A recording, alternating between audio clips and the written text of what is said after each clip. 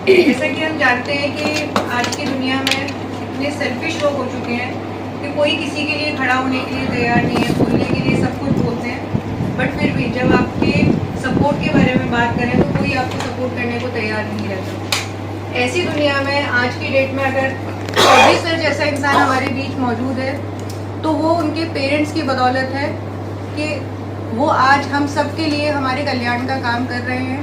जहाँ पे भी हम लोग फंसते हैं, कोई भी दिक्कतें आती हैं, वो हमेशा हमारी बातें सुनने के लिए हमेशा तत्पर रहते हैं। और ऐसे पेरेंट्स के लिए वो मेरा शत शत नमन जो उन्होंने ऐसे पुत्र को जन्म दिया, और ईश्वर उनकी आयु बहुत लंबी करे और उनके माता पिता का आशीर्वाद हमेशा उनके ऊपर बना रहे।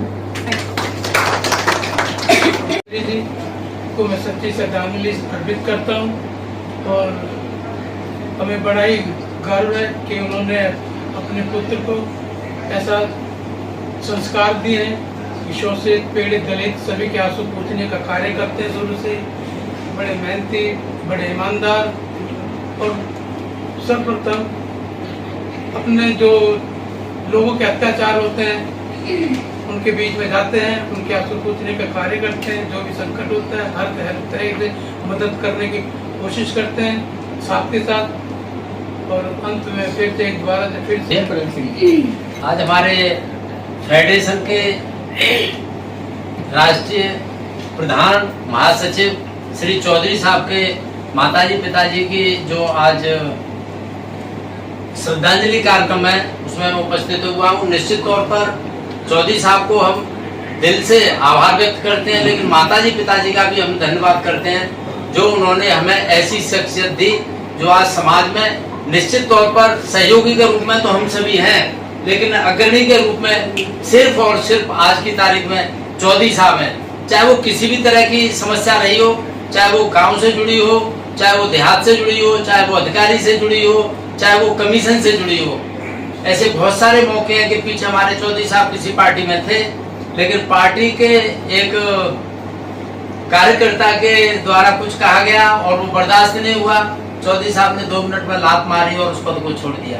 तो निश्चित तौर पर आज हम माताजी पिताजी दोनों को मैं all India railway employees association की ओर से भावभीनी श्रद्धांजलि अर्पित करता हूँ और आशा करता हूँ कि माताजी पिताजी दोनों का हमारे चौधरी साहब पर आशीर्वाद बना रहे और चौधरी साहब लंबी आयु प्राप्त करें और हमारे बीच में इसी तरह सेवा में लगे रहें। ऐसी मैं तथागत बुद्ध से प्रार्थना करता हूँ।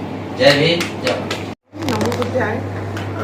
जैसे कि आप सब जानते हैं कि चौधरी सर हमारे हमेशा मार्गदर्शक रहे हैं और हमें जो भी वो हमारे ऊपर कभी कोई प्रॉब्लम नहीं आने देते। कुछ भी हमें कोई भी प्रॉब्लम होती है तो हमें पता होता है कि चौधरी सर हमारे मार्गदर्शक हैं, हमारे लिए खड़े हैं, इसलिए हम अपना काम सब बहुत अच्छे से कर पा रहे हैं। तो हम चाहूँगे उनके माता पिता को जिन्होंने अपना आशीर्वाद सर के ऊपर बनाया हुआ है, जो सर आज हम सबके लिए कर पा रहे हैं, ये सब उनके माता पिता की देन है। तो भावपूर्ण श्रद्धांजलि है दोनों माता। एक आम बात है, परंतु अपनी यदि संतान को समझाना जो समाज परिवर्तन की काम है और जो वंचित हो, पीड़ित हो, वंचित की आवाज को उठाए और न केवल दिल्ली, देश की राजधानी दिल्ली या पंजाब की राजधानी चंडीगढ़, बल्कि संसार के विभिन्न देशों में जाकर क्या जिस प्रकार का यहाँ भारत के अंदर अत्याचार होता है, लोगों को तंग किया जाता है, उसके लिए एक ऐसी संतान चुनी जो इस काम को आगे करके बढ़ा रहा है। इसके लिए हम जो उन आत्माओं की शांति के लिए हम ये प्रार्थना करना चाहेंगे और उनको बड़ी पुण्य आत्मा है कि उन्होंने इस प्रकार के पुत्र को जन्म दिया है। इन्हीं शब्दों के साथ और अब SC/ST मोर्चे के जितने भी अपॉइंटमेंट होंगे वो प्रोफेसर सुरेंद्र कुमार जी के सिग्नेचर होंगे। जोरदार तालियां इनके लिए। मैं वैसे तो मैं कई सालों से सर के साथ जुड़ा हूँ। मैं तो इतना ही कहना चाहूँगा, जो श्रद्धांजलि कार्यक्रम है वो माँ बाप बड़े धन्य हैं जिनके जो सुपुत्र इतने अच्छे हैं और जो कि पूरे देश में सबको जोड़ने का काम कर रहे हैं और पूरे देश में विदेशों के अंदर भी जो काम कर रहे हैं। जो समाज को, जो वो समाज जो कि समाज बहुत पीछे रह गया है, उनकी कोई आवाज़ को नहीं पहचानता था, उनको कोई सम्मान नहीं देता था, उनको सम्मान दिलाने की, आवाज़ को आगे पहुंचाने की कोशिश मैंने जितना करीब 15 साल से मैं के पी चौधरी सर के साथ जुड़ा हूँ। और इनका एक बड़ी अच्छी बात है, ये किसी के साथ जुड़ते हैं तो निस्वार्थ भाव से जुड़ते हैं, और जब उनको और कोई नहीं दिखते उनके लिए खड़े रहते हैं और हर व्यक्ति को आगे पहुंचाने का काम करते हैं। तो इनके अंदर जो भावना है, क्योंकि मैंने कई स्पीच सुनी है, अपना संघर्ष सुनाते हैं, तो इनको लगता है कि जो दर्द मैंने झेला है वो दर्द कोई समाज का कोई दूसरा व्यक्ति ना झेले। तो ये इसी से एक बड़ी कई सालों से जो जुड़ने में बड़ा अच्छा लगता है, हिम्मत मिलती है। सर का जो एक्सपीरियंस, जो डेडिकेशन, और डेडिकेशन में जो इनके माता पिता का जो सहयोग रहा है, तो हम तो ऐसे माता पिता जी को कहते हैं आदरांजलि देते हैं, और बड़ी खुशी के ऐसे महान व्यक्ति को हमारे बीच में वो लेके आए। तो आज के कार्यक्रम में हम उनको आदरांजलि अर्पित करते हैं। मैं अपने माता पिता की इकलौती संतान, उस नाते उनका प्रेम और प्यार जो भी था मेरे साथ ही रहा। और उत्तर प्रदेश के एक दिल्ली से जुड़े हुए जिला बुलंदशहर में मेरा 12 नवंबर 1961 को जन्म हुआ। तो मेरा जन्म बताया जाता है कि जब सूरज की किरण निकल रही थी तो मेरा जन्म हुआ। तो मेरा नाम उस पर रखा है किरण इकबाल, क्योंकि मैं एक किसान परिवार से ताल्लुक रखता था। मेरे माता पिता या मेरे दादा दादी जो भी थे, तो गांव में जमींदारी थी। आइए मैडम आइए। उसमें चौधरी नाम भी जुड़ गया, शॉर्ट में हो गया केपी चौधरी। तो हम सरकारी आवास में करोड़ प्लेस में रहते थे। बहुत बड़ा घर था, 3000 स्क्वायर फीट का सरकारी आवास था, 4 बेडरूम 2 ड्राइंग रूम। तो हमारे पिताजी बोलते थे, तुझको पता है कि यहाँ अंग्रेज रहा करते थे और भारतीयों का, इंडियंस का, डॉग्स का आना कनॉट प्लेस में मना था। और आज हमारे लिए कितने बड़े सौभाग्य की बात है कि परम पूज्य बाबा साहब डॉक्टर भीमराव अम्बेडकर के आशीर्वाद से आज हम कनॉट प्लेस जैसी जगह में, जो कि इंडस्ट्रियल हब है इंडिया का, वहां पर आज हम इतने बड़े घर में रह रहे हैं। लेकिन ये चला एक डेस्टिनी जो होती है, हर चीज डिसाइडेड है, मेरे लिए भी आपके लिए भी। तो माता जी का निधन हुआ तो हमने अम्बेडकर भवन रानी झांसी रोड पर उनका श्रद्धांजलि सभा रखी। तो पिताजी बैठकर बोले, देखो तेरी मम्मी ने कितने अच्छे कर्म किए। आज भारत सरकार के मिनिस्टर्स, एमपीज, लंदन से, अमेरिका से, न्यूयॉर्क से, सब जगह से लोग, पूरी दुनिया के लोग आज फूल चढ़ा रहे थे माँ की फोटो। और हमें पता नहीं था कि 1 महीने बाद इसी अम्बेडकर भवन पे हमें दूसरा भी एक कार्यक्रम श्रद्धांजलि करना पड़ेगा। और वही हुआ। माता जी की डेथ के ठीक 1 महीने बाद पिताजी की कभी मेरे लिए, मेरे परिवार के लिए तो ये पीड़ा के क्षण रहे हैं। लेकिन जिस दिन मेरे पिताजी की डेथ हुई उस दिन मैं नागपुर में एक मीटिंग दे रहा था। रात को पिताजी का फोन आया कि यार तबीयत ठीक नहीं है, 11 बजे के आसपास। तो मैंने मैडम से कहा, मैंने कहा पिताजी की देखो क्या चीज़ है। तो इन्होंने अपने कमरे में, कमरे ज़्यादा थे, 4 कमरे थे, तो सबके अलग अलग ही थे।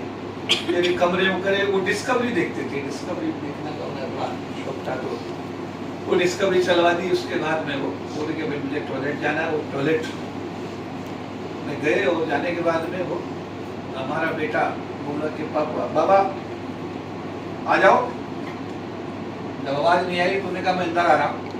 तो उस समय देखा तो बाथरूम बहुत बड़ा था, 10 फुट चौड़ा, 6 फुट 10 फुट लंबा, बड़ा बाथरूम था, जगह बहुत थी। तो साइड में वो लेटे हुए थे और उनकी डेथ हो गई थी। तो जब मुझे 11:30 बजे खबर मिली नागपुर में, तो नागपुर से कोई जहाज या कोई साधन ऐसा नहीं था। पूरी कंट्री का सेटअप चेक किया गया कि भाई कैसे जाएं, क्या जाएं। तो कोई रास्ता नागपुर से दिल्ली आने का था।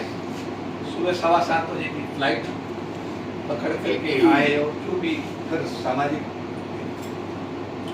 लेकिन मुझे इस बात का बड़ा गर्व और बड़ा प्राउड है कि जो संस्कार उन्होंने अपनी बेटी को दिए, उन्होंने कहा कि चौधरी चरण सिंह एक बार उत्तर प्रदेश के मुख्यमंत्री बने और हरियाणा उत्तर प्रदेश का बागपत का एक जाट अपने बच्चे को लेकर के लखनऊ पहुंचा। लखनऊ जाकर के जब मुख्यमंत्री चरण सिंह की सबसे मिल रहे थे, पूछा तेरा क्या, तो उसने कहा थारे बागपत से आया, थारा छोरा थानेदारी के इम्तिहान में पास हो गया। उन्होंने कहा कि फिर अरे जाटों पैसे ज्यादा हो रहे हैं, अगर तू 15 पैसे का पोस्ट कार्ड भी भेज देता तो थानेदार तो मैं तब भी बना देता, तुझे आने की जरूरत क्या थी, तू पैसे क्यों खराब? तो बेटा अगर पावर मिले कभी तो लोगों के लिए इस सोच से काम करना। तो मैंने कहा यार मैं 15 पैसे का खर्चा भी नहीं कराऊंगा, मैं एक टेलीफोन इधर से आता है, मैं उसे होल्ड पर रखता हूँ, जिस अधिकारी को बोलना होता है उसको लाइन पे लेता हूँ और साथ के साथ इमीडिएट उसका डिस्पोजल कर देता हूँ। मैंने 15 पैसे का खर्चा भी नहीं होना चाहिए।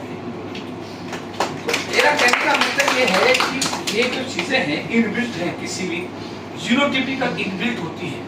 सेल्फ रेस्पेक्ट, लोगों का मदद करना, उल्टा लोगों की जेब काटना, झूठ बोलना, लोगों को मदद करना, ये क्या जीनोटिपिक? इसमें कहीं मैं देखता हूँ कि कहीं ऐसा नहीं है कि कहीं से ये इनहेरिटेंस है। अगर आपका परिवार, आपका खानदान, आपको ब्लड की कंपोजिशन में ये ट्रांसमिशन हो रही है तो फिर आप रॉयल हैं तो रॉयल ही रहेंगे, और अगर इसका उल्टा है तो वो रहेंगे, चेंज नहीं हो सकता। तो आज के दिन हम अपने माता पिता को याद करते हैं। वैसे मैं तो रोजाना सुबह को, हमारी धर्मपत्नी बैठी हुई है, मैं तो रोजाना अपनी माँ को, पिताजी को घर से निकलता हूँ तो दोनों का आशीर्वाद लेंगे। और मेरे लाइफ का सबसे बड़ा सीक्रेट ये है कि मैंने जीवन में जो भी सोचा, जैसे अभी हमारे एक मित्र ने बताया कि हम एक पार्टी के राष्ट्रीय महासचिव थे, पावरफुल राष्ट्रीय महासचिव, नाम के महासचिव नहीं थे, पावरफुल महासचिव। हम यहाँ भी इस पार्टी में पावरफुल महासचिव, हम निकले। हमारे राष्ट्रीय अध्यक्ष का हमारे ऊपर बहुत विश्वास है, और ऐसे ही हमारे ऊपर जो है पहले राष्ट्रीय अध्यक्ष का जयंत चौधरी का भी हमारे ऊपर ऐसा ही विश्वास है। हमें पावर्स दी गई थी, काम करने का दिया गया था, लेकिन वहां जो सेटअप था उसमें कुछ लोग इस टाइप के थे, यहाँ भी हैं ऐसे लोग, वो चाहते नहीं थे कि पार्टी आगे बढ़े, पार्टी में अच्छे लोग आए, पार्टी काम मजबूती से करे। उस चीज को उन्होंने एक जाति के रूप में तब्दील जब करने की कोशिश की तो हमने कहा भाई यहाँ नहीं चलेगा, यहाँ नहीं चलेगा, यहाँ नहीं चलेगा। हमने कहा इसके खिलाफ एक्शन लो। उन्होंने कहा यार राजनीति में ऐसा चलता नहीं, चलता होगा, हमारे नहीं चलता, ये लो हमारा इस्तीफा। हमने इस्तीफा दिया। एक हफ्ते बाद हमें माननीय चिराग पासवान साहब ने कहा कि आप, और मुझे बड़ा आनंद है, ये मेरे लिए बड़े सौभाग्य की बात है कि आज मैं स्वर्गीय रामविलास पासवान साहब की पार्टी में नौकरी से इस्तीफा देने के बाद 4 साल लोक दल में काम करने के बाद आज मैं यहाँ काम करना मुझे बड़ा आनंद है। तो मैं इन सब चीजों के लिए कई बार मैं हर चीज में हर रोज मैं, हमारी पत्नी बैठी है, मैं अपनी माँ से भी बात कर लेता हूँ, मैं अपने पिताजी से बात कर डेली मेरी बात होती है। बात का मतलब वो कहते रहते हैं अरे तुमने ढका नहीं, ऐसा लगता है सामने खड़े होने। जैसे हम शाम को रात को वो अजीब रहते हैं रोजाना, तो हमारी माँ बोलती थी अरे बेटा ढका नहीं, ढकना भूल गए। तो जैसे मैं अंजीर रहता हूँ रोजाना, ये काम मैं खुद ही करता हूँ, तो माँ कहती है इन्हें ढक दे।